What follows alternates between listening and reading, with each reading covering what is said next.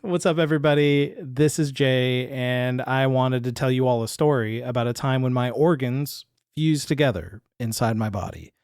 It's a real thing that happened to me. It happened many years ago. I'm fine now, ish. I'm fine now, and I thought it would be fun to share it because it's weird, and maybe there's a moral in the story somewhere. But let's not worry about that right now. Let's just go ahead and get to telling the story. Several years ago, I was working on a play called The Time of Your Life. I was getting to play the character Tom. If you know anything about the play, you know what I'm talking about. If you don't, it's an old chestnut of a play. They made a movie of it with James Cagney. I didn't play the James Cagney part. I played James Cagney's best friend. But James Cagney wasn't in the play either. It was James Cagney's character in the movie, his best friend. That was the character I was playing. Does that make sense? Doesn't matter? It doesn't really matter. Doesn't matter at all. So don't worry about it. Point is that I was having a great time, and opening week came and we were getting really solid press for the show, and it looked like we were going to have a pretty fun run.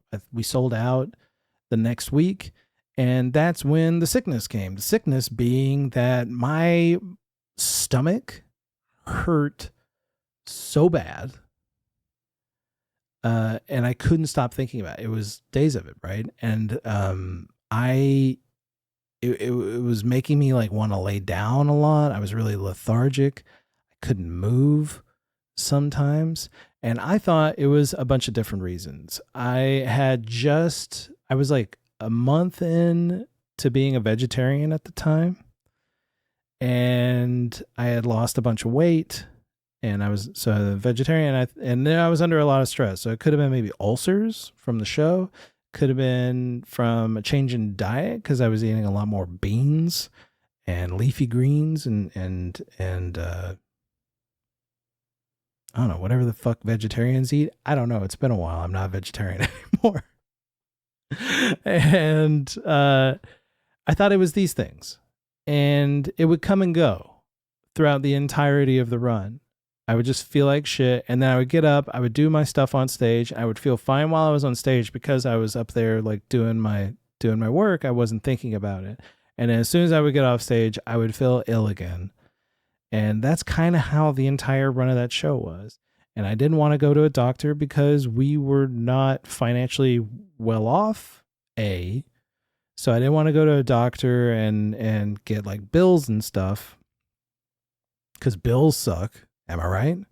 And I also didn't want to take off time from the show. I really didn't want to take off time from the show because I thought that this was my big break, right? I thought that this was an opportunity to be on stage, and every opportunity that you're on stage is a night that somebody in the audience might want to cast you in their thing, or an agent might show up, or a reviewer might show up and they might say something really nice about you. And it's every moment that you're on stage is a moment that you might be getting closer to whatever it was that really young me thought was success. And so taking time off to figure out what was wrong with myself was insane at the time. Like, the idea of missing a show was crazy to me. I even had sidebar. I had also broken my ankle, like in the first week, and was running around on a broken foot, through the entire run of the show, on a broken ankle through the entire run of the show. So I had two problems at the same time.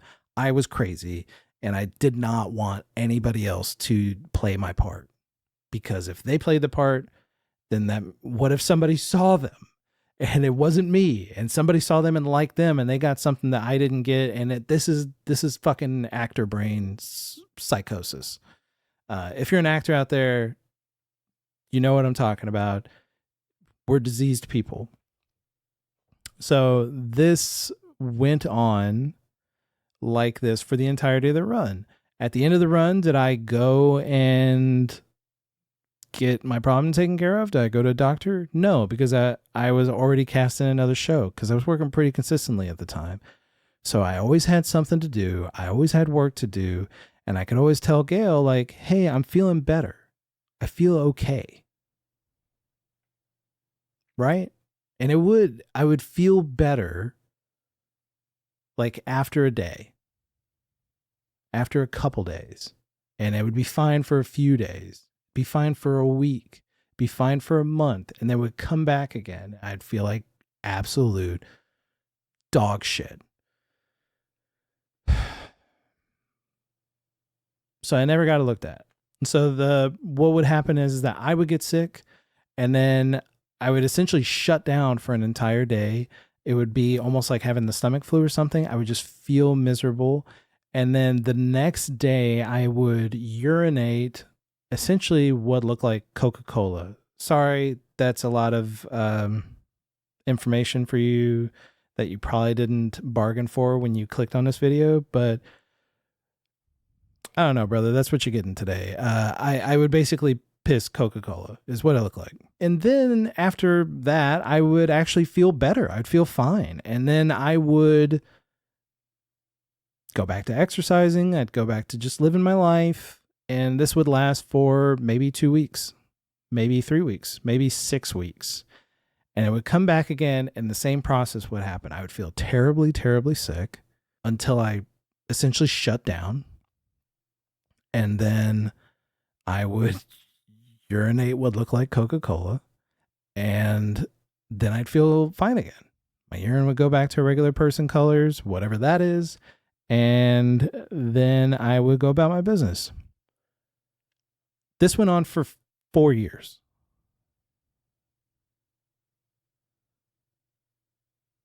Yeah, I know, right? That's a stupid long time. And I was in a lot of pain, and I was miserable.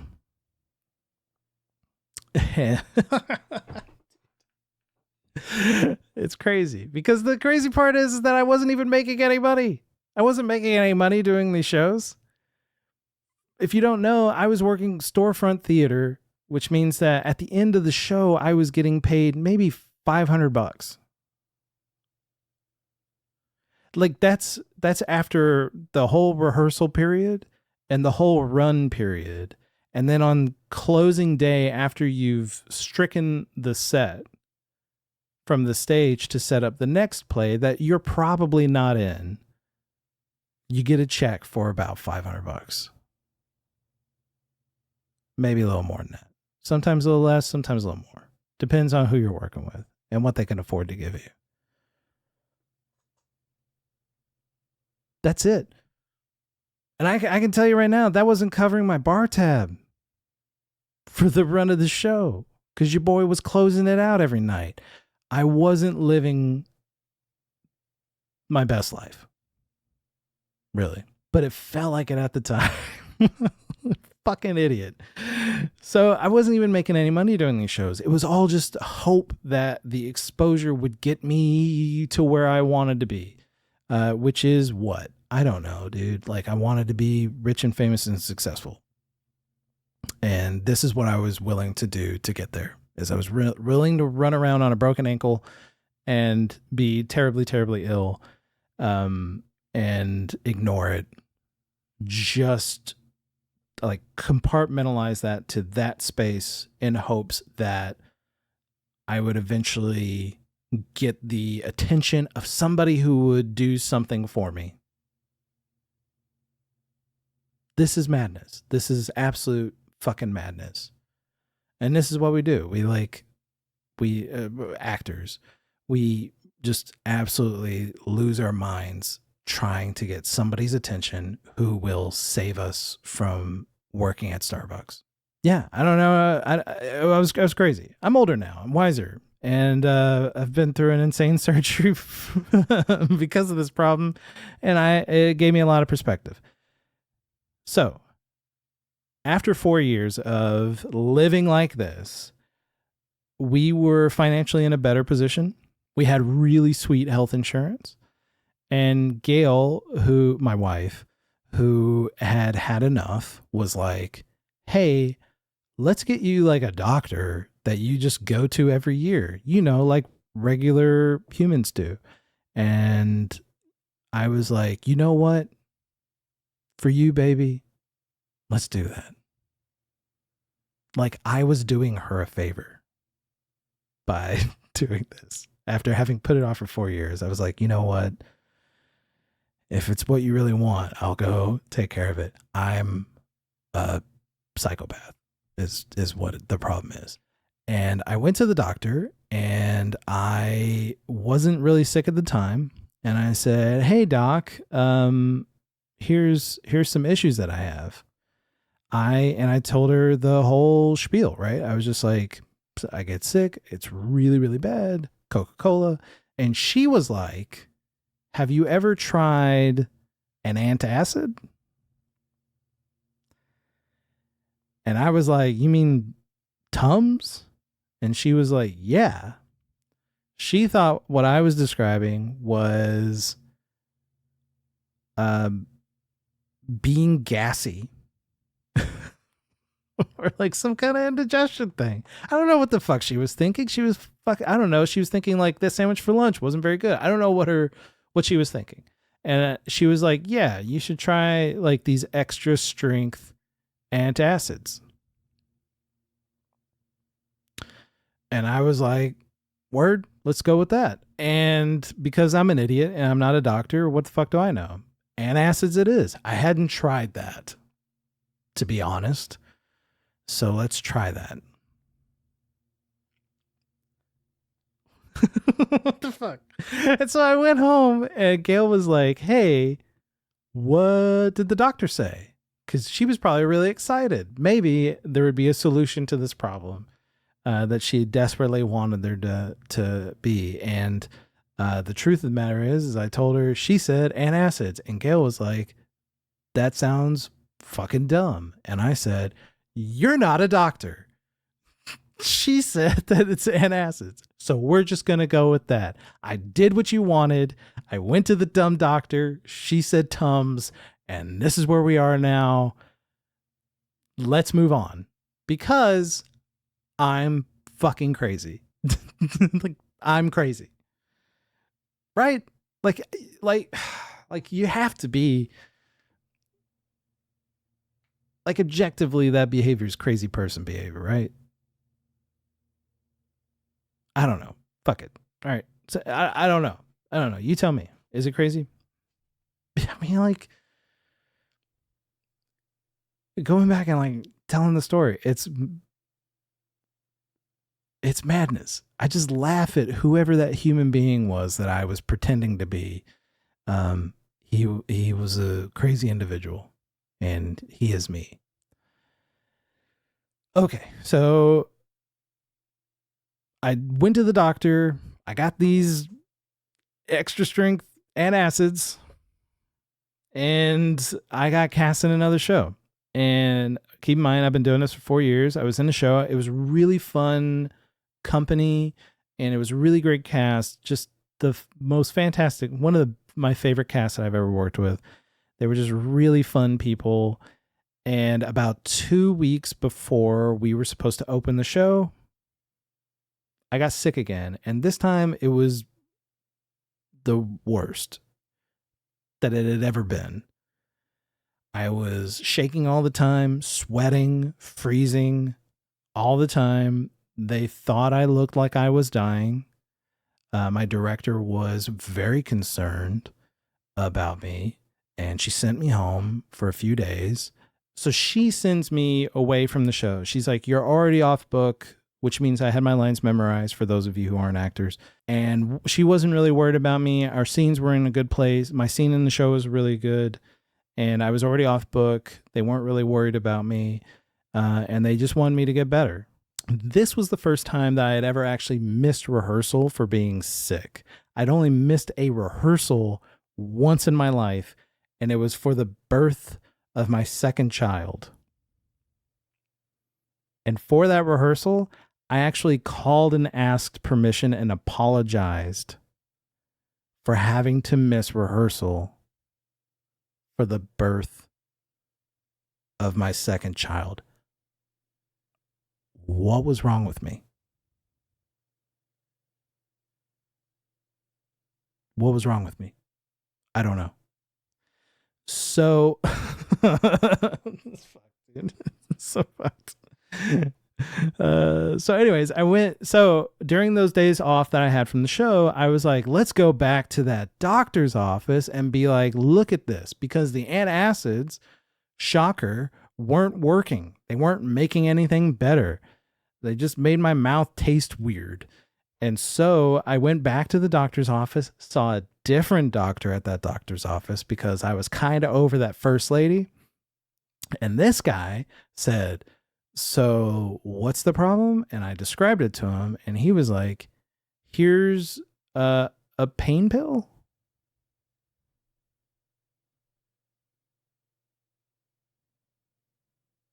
Yeah, that's what he gave me. He gave me like extra strength ibuprofen. Maybe something stronger than that. It didn't work. And I wanted to be like, hey guys, something's wrong inside my body, and I want you guys to figure out what's wrong inside my body, right? At this point, I was just like, I want this to stop happening because it's taking me away from my theater dreams, as such as they were, whatever delusions I had. But I also, at the same time, was like, these are two doctors in a row that I've talked to, two separate doctors, and they don't seem to get it, and they don't seem to give a fuck. So why am I going to try and convince them that I am not in good shape? Like, why put in that effort towards people who are already like not putting in the effort to care for me?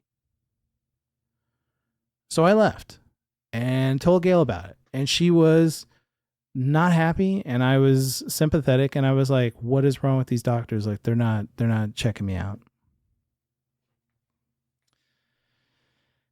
It was 2 days later that she had had enough and I had had enough, and she took me to the emergency room at Northwestern University Hospital, downtown Chicago. And that's when I met a doctor who saw what I felt. This is a weird experience because I'm sitting I got my own bed in the emergency room area. And the first thing the doctor kind of talks to me is he's like, could you describe what the hell's going on and all this other stuff? And I go through the whole spiel, right? Like terrible stomach pains, getting shut down, Coca-Cola.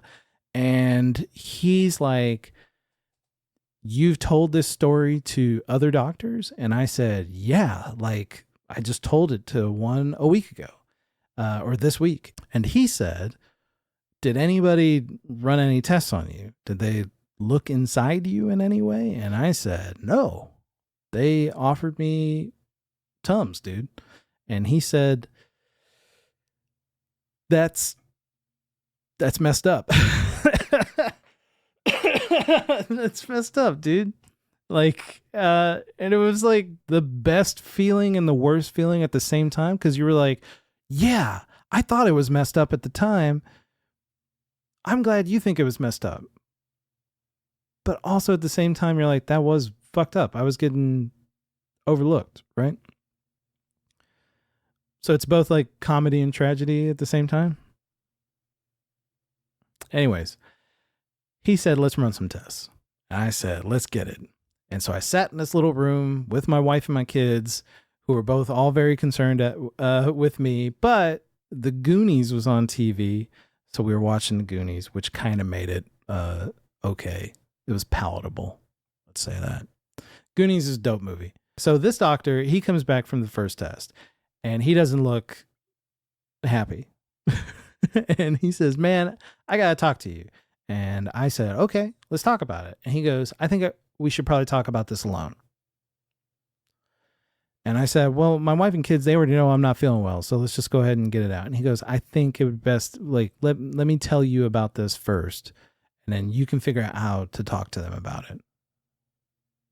Which is kind of crazy to say in front of the people that you're wanting to leave. But Gail was just like, I'll go. And she goes, takes the kids out. and he closes the doors behind her. What the fuck? I was I was losing my mind, dude. I was like, what is this? And he said, it's definitely your gallbladder. And I go, cool. Like, my dad had a gallbladder problem, and my mom had a gallbladder problem. So that makes sense. I'm not surprised. Why are we sending my wife and kids out for the gallbladder problem? And he says, there's some shadows in the images that we have, and we're not really sure what they are. There's a mass. That's what he said.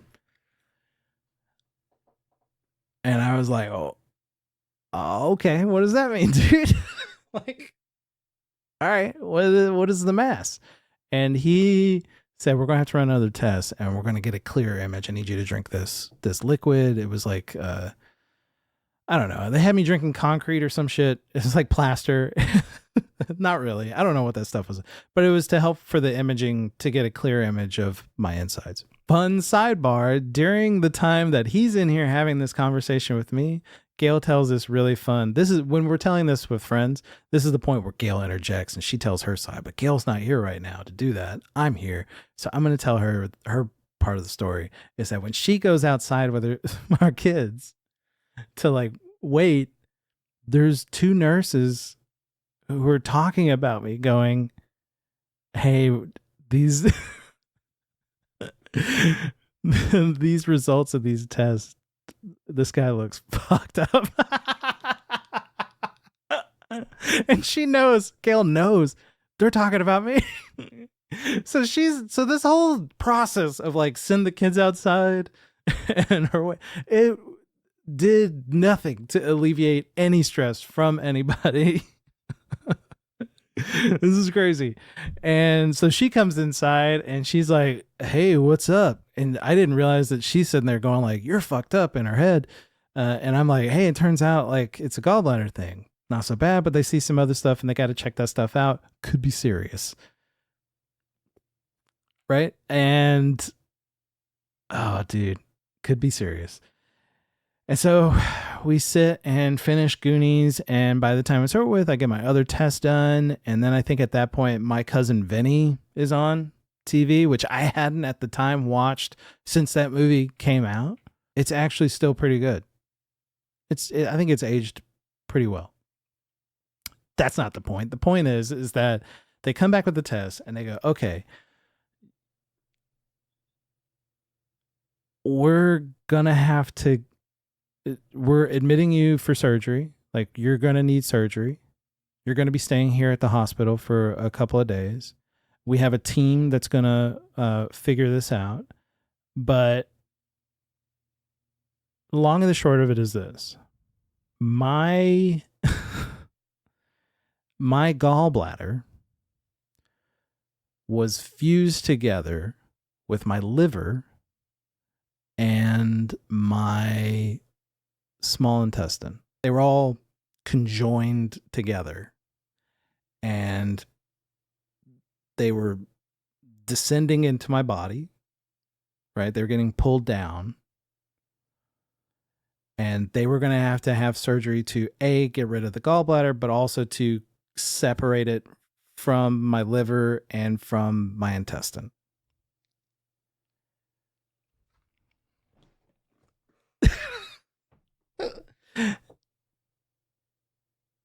Every time that I got sick over those 4 years, my gallbladder would become inflamed and get this weird coating of this film. And that film would harden, I guess. Not harden like a rock, but just become more fleshy. And this kept happening over 4 years. So my gallbladder was kind of getting bigger and it was brushing up against my liver and my intestine. And that flesh, that coating, that film fused the three items together: the liver, the gallbladder, and the intestine. Because they were fused together, they were pulling each other down, which explains why whenever my gallbladder would get sick, I would have liver problems, like processing liquids, which explained Coca-Cola. They needed to go in and sever these connections, and then they were going to take out the gallbladder. I was in the hospital for, I think, 2 days before I finally got to surgery. During that time, I had a team of students that would come in and feel my belly. I was a circus animal, dude. They would come in and they'd be like, you have to see this because you're probably never going to see this again. And they would all be like, can I touch you? And then they would touch my stomach and be like, are you in pain? I'd be like, I feel like dog shit, dude. And they would take my blood tests at night around 2:30, 3 in the morning. And I was pretty miserable. Thankfully, my mother-in-law came up to stay with us and watch the kids who were in the process of finishing their last week of school. That was awkward. And Gail was, I think she was relieved that we now had an answer as to what was going on. So, so they had a team that specialized in gallbladders, and they were developing the plan on how to maneuver around inside my body to cut these things off. And they essentially explained to me that because of how messed up my gallbladder was, they weren't even going to remove all of it. They were just going to remove the bad part and then burn the rest of it into scar tissue so that it never functioned again. Right? So they it was like a fucking alien movie. It was a sci-fi movie. Like they weren't even going to like remove the problem. They were just going to like kind of remove some of it and then torch the rest. They were going to kill it with fire. And I met with this really awesome doctor who like all he does is gallbladders. And he told me later, this is what he told me. He said, this is all I do. And yours is top 5 worst thing I've ever seen in my life. Even worse than the stuff that I saw in the books when we were learning like possible doomsday scenarios with gallbladders. It's crazy. It's crazy. Why was I like this? Why did I let this happen to myself? Why did I do this to myself? Why did I do this to myself? I don't know. I do know. I was possessed with the like grind until you finally get the success that you've always wanted. And that's how I got here. They took me into surgery. I think most gallbladder surgeries take like an hour.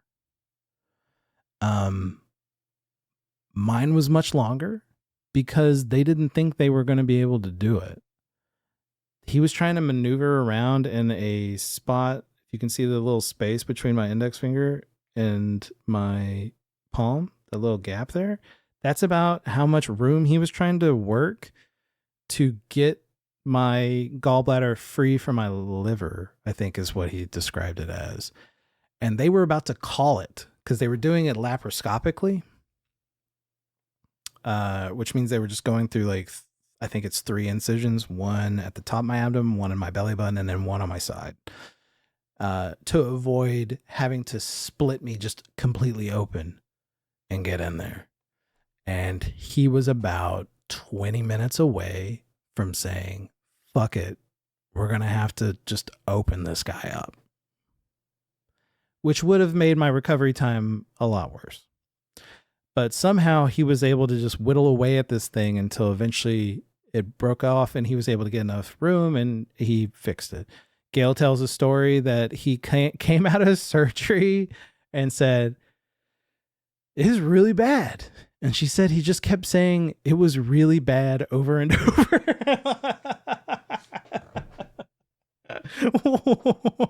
Doctors are weird, man. Doctors are weird. Whatever, dude. I don't know, man. Anyways, doctors are crazy. So anyways, I came out of surgery. I felt like awful. I had a little bag attached to my body that the acid that was wanting to go into my gallbladder for my stomach would just go into this bag, and I had to empty that. And the whole time that I was doing this surgery, I was asking, how much longer do I have before I can go back to the show? Because they're opening this week.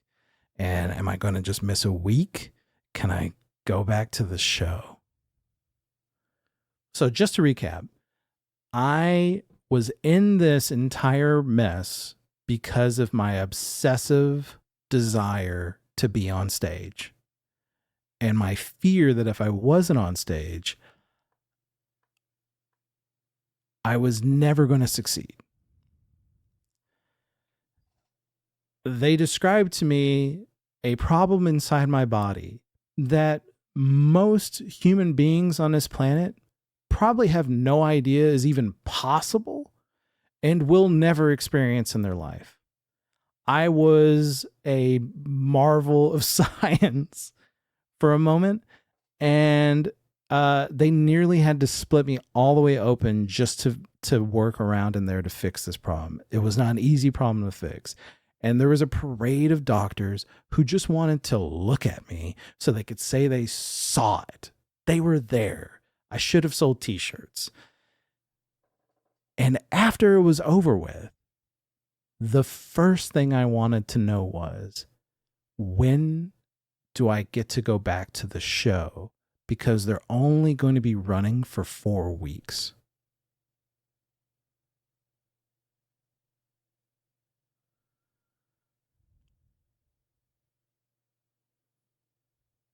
Yeah.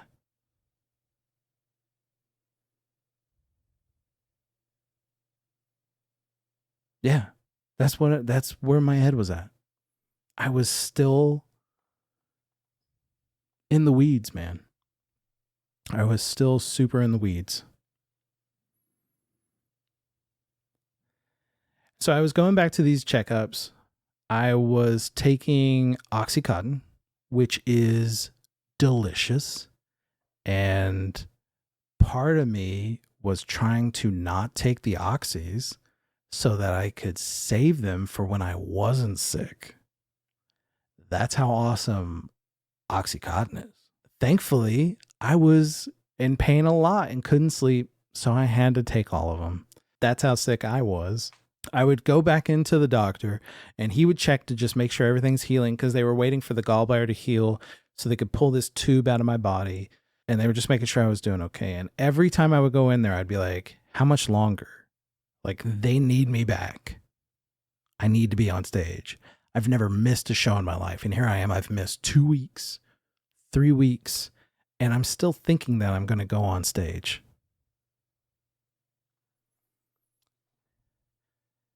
And the doctor finally levels to me and he says, listen, this is the worst thing I've ever seen. You are not in good shape. In fact, you are probably in a lot of pain all the time. And it wasn't until he said that I realized that even though those moments when I was sick and my whole body was shutting down, those in-between times, whether it was a week, 2 weeks, 6 weeks, in between those episodes, I was actually in pain the whole time. I was uncomfortable every day. And I was just living with it. And he said, this is not just a gallbladder surgery. This is a different animal. And you're not okay. And I realized we weren't just talking about the surgery. We weren't just talking about my intestines and shit. We were talking about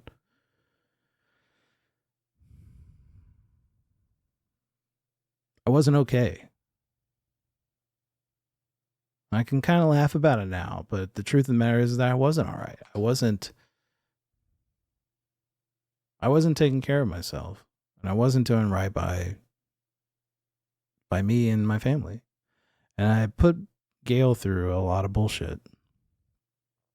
And my kids through some of that bullshit because they were very concerned that something was really wrong with their dad. And Nobody likes to see their parent go into surgery, no matter what the surgery is, you know? So I missed the whole show.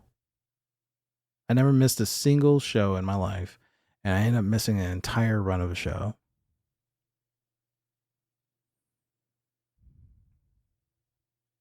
But what I gained out of that was this realization of what I had become and what I had been as a person.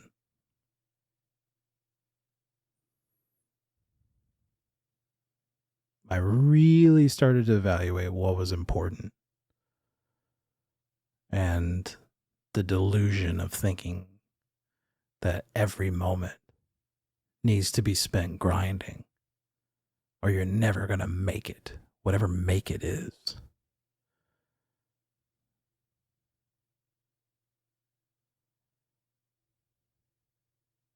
Well, there it is. There's the story. That's the story of how my organs got fused together, and how I learned how to be a better person. I guess we did slip a moral in there, and I apologize for that. I'll try not to do that every time. But I hope you enjoyed the story. And and if you didn't, you know, what are you still doing here? I'm not even talking to you. If you didn't enjoy it, you've probably gone off the video by now.